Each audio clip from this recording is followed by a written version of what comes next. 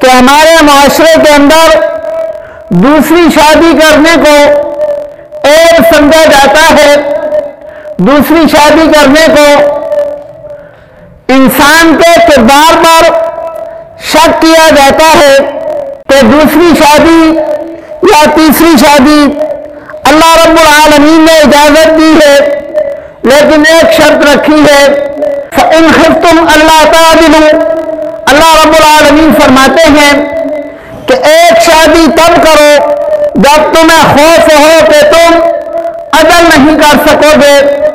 اگر عدل کر سکتے ہو تو 2 3 4 شادیاں کرو۔ ہمارے معاشرے کے اندر کتنی ایسی عورتیں ہیں جو بیوہ ہیں، جن کا 1 بچہ ہے، 2 بچے ہیں، 3 بچے ہیں۔ ہم لوگ ان عورتوں کو ملازمت پہ رکھتے ہیں اور ان کے بچوں کو یتیمی کی زندگی گزارنے پر مجبور کرتے ہیں، ملازمت دیتے ہو، اللہ رب العالمین کے قانون کو نہیں سمجھتے، نکاح کر لو، برابر کے حقوق دو، اپنے گھر میں رکھو، اس کے بچوں کو اپنا بچہ جانو، اس کے بچوں کی اپنے بچوں کی طرح تربیت کرو۔ ہمارے معاشرے میں طلاق ہو جاتی ہے تو کیا جس عورت کو طلاق ہو گئی وہ ساری زندگی دوسروں کا نوکر بن کر رہے گی؟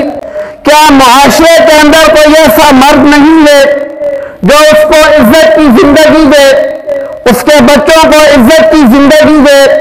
ہمارے معاشرے کے اندر یہ کمی ہے جس کی وجہ سے 10 20 عورتیں ایسی ہیں جو انتہائی کسمپرسی کی زندگی گزار رہی ہیں۔ اللہ نے جو حقوق اس کو دیے ہیں وہ دینے پر راضی نہیں ہو۔ اس لیے میرے بھائیوں، دوسرا نکاح کرنا یہ معاشرے کی ضرورت ہے۔ معاشرہ اس وقت اس چیز کا تقاضا کرتا ہے کہ جو صاحب استطاعت ہیں وہ دوسرا نکاح کریں، بیوہ ہو تب بھی کر لیں، مطلقہ ہو تب بھی کر لیں، اور اگر ویسے بھی نکاح کرنا چاہیں تو شریعت اس کی نہ صرف اجازت دیتی ہے بلکہ حوصلہ افزائی کرتی ہے۔ یہ ہمارے معاشرے میں ایک غلط فہمی ہے کہ جو بھی دوسری شادی کی بات کرتا ہے اس کو عیاش کہا جاتا ہے، جو بھی دوسری شادی کی بات کرتا ہے اس کے بارے میں ذہن میں طرح طرح کے گمان آتے ہیں۔ اگر دوسری شادی کرنا یا دوسری شادی کی خواہش کرنا یہ برائی ہوتی تو اللہ کے نبی کی صرف 1 شادی ہوتی۔ اگر دوسری شادی کرنا، دوسری شادی کی خواہش کرنا یہ برائی ہوتی تو تمام صحابہ کرام کی 1 شادی ہوتی۔ بہرحال یہ معاشرے کی ضرورت ہے، لیکن یہاں پر علماء نے ایک بات لکھی ہے کہ اپنے معاشرے کی ضرورت پوری کرنے کے لیے اپنے گھر کو نہ بگاڑو۔ کیا مطلب؟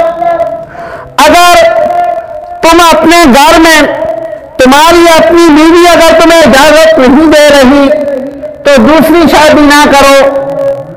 اگر وہ خوشی سے اجازت دیتی ہے اس کو قائل کرو۔ آپ صلی اللہ علیہ وآلہ وسلم کی زندگی سے اس کو مثالیں دے کر سمجھاؤ، صحابہ کرام رضوان اللہ تعالی علیہم کی زندگی سے مثالیں دے کر سمجھاؤ۔ اگر وہ سمجھ جائے تو ٹھیک ہے، اگر نہ سمجھے، اجازت نہ دے تو میرے بھائیوں اپنے گھر کو اجاڑ کر دوسری شادی کرنا اس کو بھی شریعت پسند نہیں کرتی۔ جو لڑکی، جو عورت اپنا گھر بار چھوڑ کر تمہارے پاس آئی ہے، اپنے بہن بھائی چھوڑ کر تمہارے پاس آئی ہے، اپنے ماں باپ چھوڑ کر تمہارے پاس آئی ہے، اس کو رلا کر، اس کو آنسو دے کر اور اس کو ذہنی مریض بنا کر دوسری شادی کرنے کی شریعت بھی اجازت نہیں دیتی۔